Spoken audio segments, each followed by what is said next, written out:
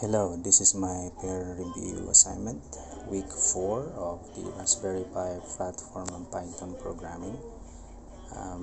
In this assignment, the instruction is to build a circuit using a Raspberry Pi that causes an LED to blink when a push button is not pressed. So this is how it looks like. This is a Raspberry Pi 0 wireless, and this is the LED.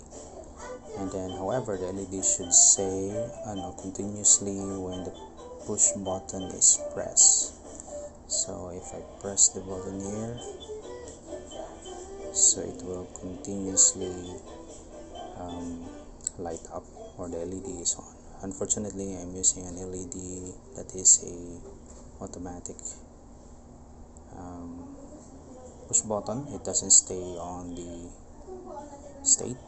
So yeah, this is how it is. So alright, thank you.